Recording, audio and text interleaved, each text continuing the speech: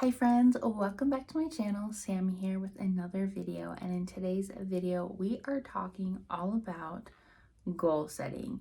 And in more particular terms, I'm going to be giving you guys 6 goal setting tips that can help you set your goals for the upcoming year or the upcoming season.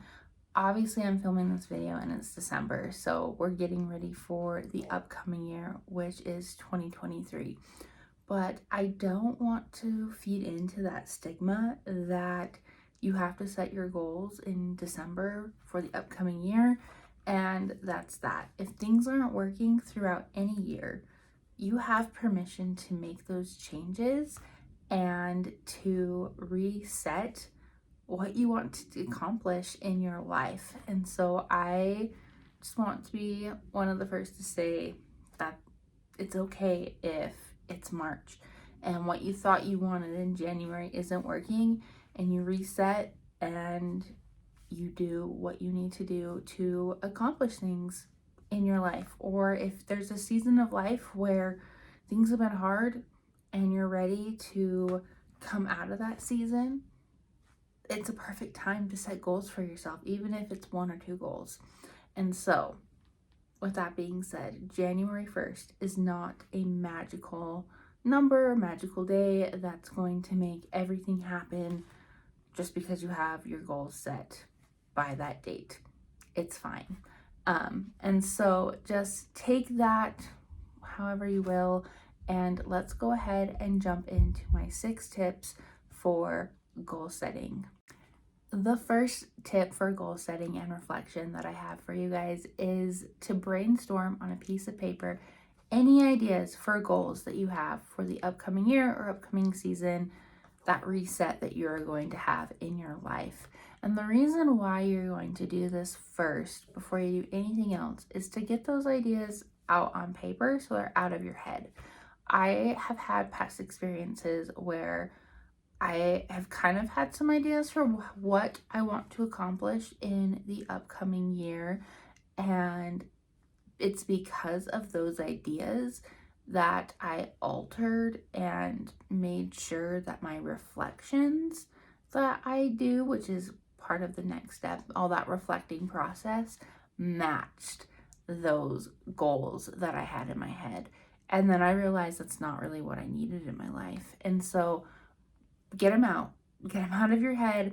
It's okay if some of the things match up in the end, because you know yourself the best, and you've probably already kind of taken like a mental reflection moment and like, hey, I need more of this in my life. And that's okay if you kind of have that in a thinking process. But the biggest thing is, don't alter your goals or alter what you think you need in your life to those ideas that just came to you before you reflect and really focus on, okay, what do I need to change? And so just get out that piece of paper and write those ideas down. You can keep it with you, but then that way they're just not there to tempt you. My second tip for this reflection process is to write out your wins and your highlights for the previous year or the current year season that you are in.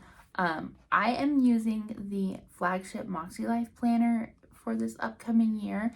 And so when I ordered that, they actually sent this as a free gift with purchase during their launch week, which this is just a reflection book. And so I have all of these prompts in this book, and this is where all my reflecting is. I did all of my brainstorming for my goals in here as well, which is tip number 1. I wrote all of it out right here. And so I got it all in my head, and then I moved on to wins and highlights. I know they might sound the same, like a win in the year and a highlight, like they're kind of go hand in hand. One thing that I have learned through goal setting and through the goal setting community is that wins are referred to goals that you accomplished in the previous or the current year. Okay, those are those goals that you actually did it. You completed whatever that goal was. That is a win. Highlights are the happy moments during the year. They're those things that made the year better. They're the memorable things. And so, for example, one of my wins for 2022 is my YouTube channel. I set a goal at the beginning of the year to start a YouTube channel, and I did it. And I've been making videos all year, and I'm up to about like 310 subscribers as I'm making this video, which is awesome because my goal for this year was 100. I did not have a lot of faith in myself, and so that's why I kept that goal pretty small. But now I can up that goal for next year to a higher number of subscribers, reaching out to more people in the planning community. Another goal that I had was to create a painting series. It was kind of a personal goal and a fun goal, but to get back into painting. And so every month I have done one painting, and I've done it every month. The only month I haven't done is December, but I have that already scheduled for the day that I will be doing that. Some highlight examples that stuck out to me were my husband and I, we went to a Panic at the Disco concert. That was so much fun. Nostalgia, living our teenage years all over again. Another highlight this year was I taught my first year of junior high, and even though it had its challenges, it was so much fun and very memorable. And so those are the differences between highlights and wins. But it's so important that you're writing these things down and you're reflecting on those happy things in your life. I want you guys to focus on the good before we go to the bad, because we're going to be looking at both. But let's celebrate those wins. Let's remember those highlights of the year before we dig a little deeper into maybe some of the things that weren't so great this year. All right, so we've celebrated those wins. We have remembered the happy moments and the highlights of our year or our season. Now for tip number 3 is to write out all of the challenges that you overcame this year and the lessons that you learned. Once again, it's prompts from this book, but I really feel like you could just do this in a notebook if you aren't using the Moxie Life system, or if you don't have this book for whatever reason, just because these are really good things to think about when you're setting goals for the upcoming year. But with challenges, what things did you overcome? These were the hard things in your year or that season, and how did you overcome them? Some things that I wrote down was coping with anxiety. I've had anxiety my whole life, and this is the first full year that I've gone to therapy for that. This has been a challenge my whole life, and now going to therapy, I'm seeing how this hard thing is now helping me become a better person. Being sick for 3 months, through January through March, was a crapshoot at our house, just because we got COVID, we got the flu, we got bronchitis, we got everything in the book, and it was like week after week we were sick. And so that was a challenge. I kind of fell into a dark spot, just feeling like I can't get anything done this year. I thought this was going to be my year, and really it's been a good year. It was just those first 3 months were just so hard to kind of like see the future. Some lessons that I learned this year is that I'm a pusher. I push myself a lot, and maybe sometimes too much, but I don't give up, and I know I have goals and dreams, and I want to live that life that I deserve. So the lesson is that I don't give up. Some other things that I learned is that I need to slow down and take things day by day. I get super overwhelmed and rush myself through a lot of things, and I just need to breathe and enjoy life in the moment. Another thing that I learned is that I really do love my life, and I want to be happy for myself, and I'm learning how to love myself every day. And so those are some of the things I learned, some of the challenges that I overcame in 2022.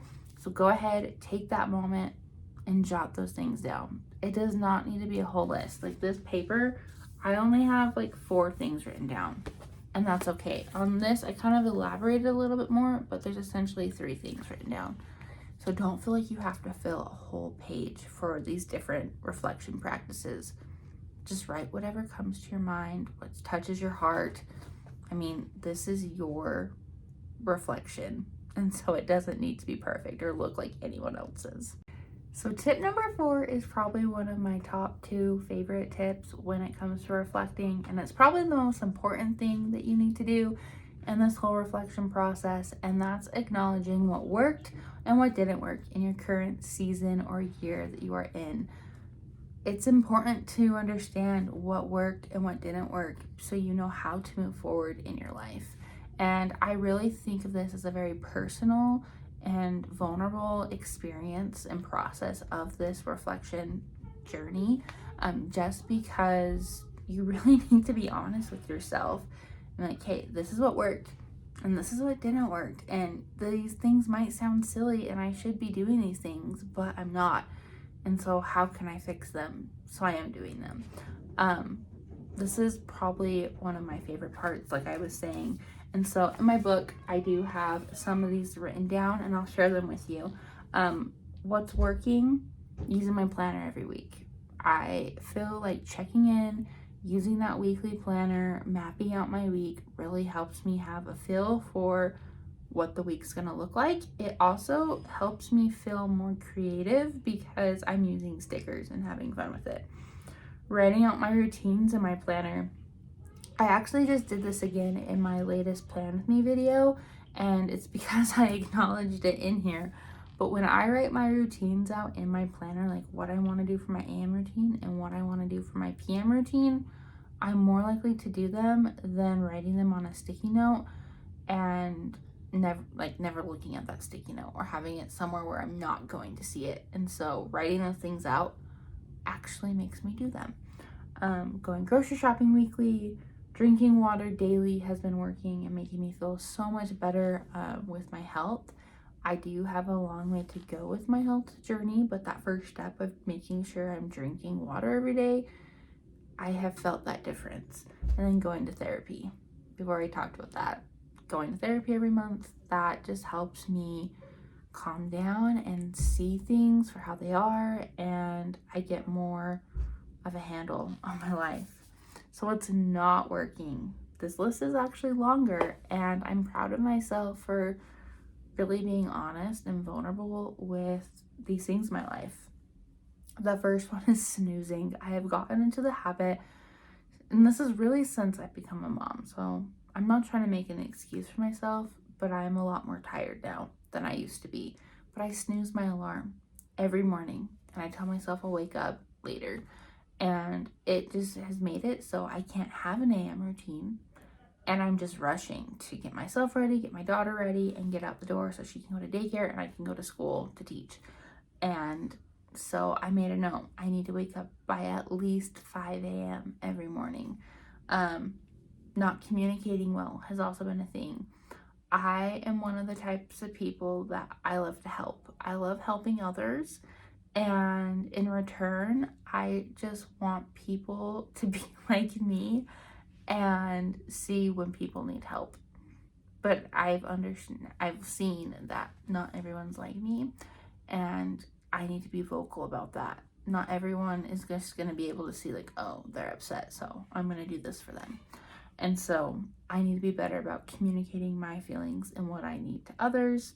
Procrastination and not following through has also been a really big thing. Overspending on some things and committing to too much. And then I actually wrote goal setting down for what's not working, because this past year, my goal setting process has not been the best. I was using the Cultivate What Matters power sheets at the beginning of this year, and I just felt like by June, I had just like grown out of that process. And so since July, I just feel like I've been in this limbo for the second half of the year, and I've tried to do some goal stuff, but I haven't really focused on things. And so acknowledging that and actually finding a system that I feel like is going to work better is making me more excited for the upcoming year. But that is just the process of writing down what works and what isn't working in your life. Tip number 5 is to think about and write down those little things or the little improvements you can make in your day-to-day life. This goes hand in hand with that what's not working list you just made, and this is going to help you acknowledge those things and in what ways can you make those changes that are small that can improve your life on a day-to-day basis. It's important to remember that it's with small steps that you're going to see that big progress over time. And so, for example, some of the things that I wrote down in my notebook were to go to bed earlier. If I were to go to bed earlier after I put my daughter to bed, I'd get more sleep and I'd be able to wake up earlier.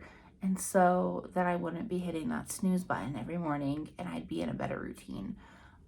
And so that's just something I'm going to have to change. It's hard because when she's in bed, I want to have all the free time in the world before I really have to go to sleep. But I'd rather go to bed earlier and be able to wake up more refreshed and feel like I'm not running around with my head chopped off in the morning than sleeping in and having free time. And so it's a give and take type of situation. I also wrote down, write out your routines every day.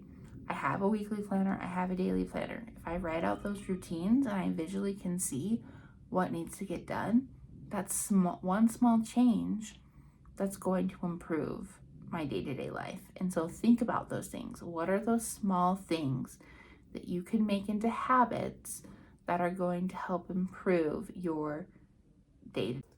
Okay, lastly, my 6th tip, and this is probably, like I said, in my top 2, we have writing down what's working, what's not working, and then this one, which is think about what makes you happy and what fires you up and write it down.